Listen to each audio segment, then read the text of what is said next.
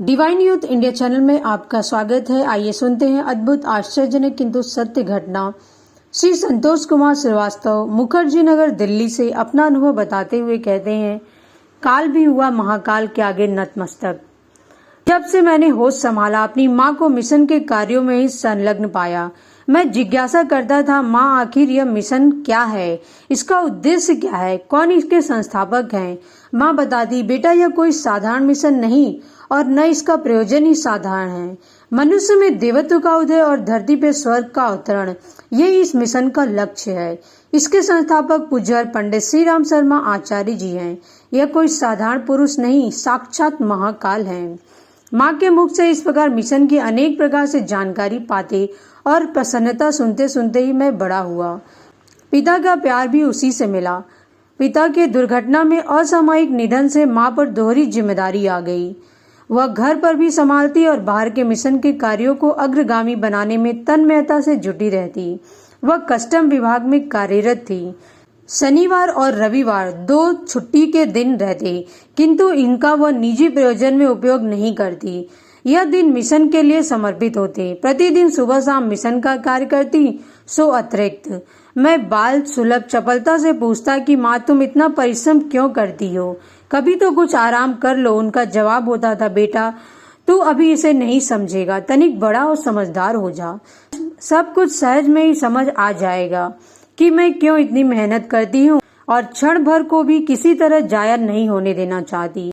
करोड़ों वर्षों में ऐसे समय का संयोग यदा कदा बैठता है, इसलिए हर समझदार और सुविज्ञ व्यक्ति को ऐसे समय का सदुपयोग करना चाहिए। अतः मैं ऐसा ही करती हूँ। माँ की कही हुई बात सन 2002 में सच होती हुई प्रतीत हुई। गोरखपुर में रामकोला के पास एक गांव में पंचकुंडी गायत्री यज्ञ संपन्न होना था। मेरी माँ के साथ 2 बहनें और 4 भाई थे, जिन्हें कार्यक्रम कराना था। बरसात का मौसम था, गांव में बिजली नहीं थी, अतः कार्यक्रम स्थल पर एक जनरेटर से प्रकाश की थोड़ी व्यवस्था की गई थी। बाकी चारों ओर गहन तमिश्रा थी।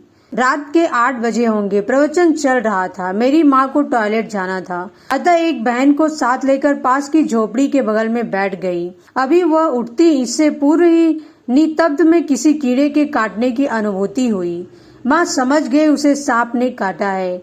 माँ ने साथ वाली बहन से इसकी चर्चा की तो उनने कहा कि दीदी कोई कीड़ा होगा, दर्द थोड़ी देर में ठीक हो जाएगा।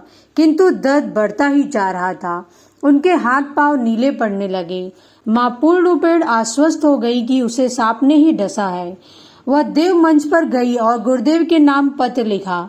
हे गुरुदेव, मैं मर जाऊं इसकी मुझे कोई चिंता नहीं है, न ही मुझे मरने से भय है। मैं तो गर्व करूंगी कि गुरु कार्य करते हुए मेरे प्राण गए, पर समाज और परिवार को लोग क्या जवाब देंगे?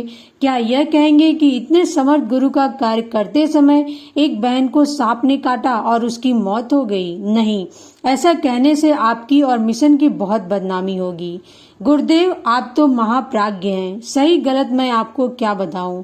आपका जो भी निर्णय होगा मुझे स्वीकार्य होगा। यह पत्र लिखकर माँ ने देव मंच पर स्थापित पूज्य गुरुदेव के चित्र के समक्ष रख दिया और प्रवचन देने वाले भाई के पास एक चीट भेजी कि भाई साहब, कार्यक्रम जल्दी खत्म कीजिए, मुझे सांप ने डस लिया है।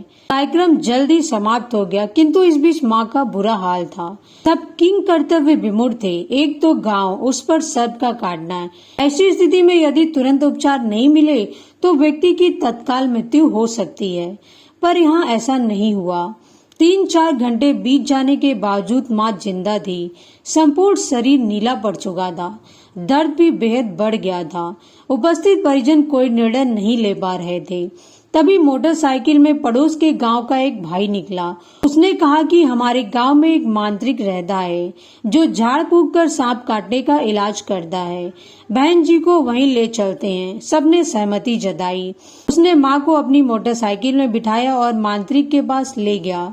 साथ में बाकी परिजन भी गए। मांत्रिक ने देखते ही कहा कि इन्हें करैत सांप ने काटा है, स्थिति बहुत खराब है, आपने लाने में देर कर दी। उपचार तो मैं कर रहा हूँ, पर जीवन तो ऊपर वाले के हाथ में ही है। सभी गायत्री मंत्र पढ़ने लगे और पूज्य गुरुदेव से मौन प्रार्थना करने लगे तथा मांत्रिक अपने साबर मंत्र में माँ को झाड़ने लगा। आश्चर्य, थोड़ी ही देर में उसका परिणाम सामने आ गया। 1 घंटे में माँ पूरी तरह स्वस्थ हो गई, विष उतर गया और शरीर का नीलापन भी गायब हो गया। तब गुरुदेव की जयकार करने लगी। माँ भी गुरु कृपा से गदगद थी।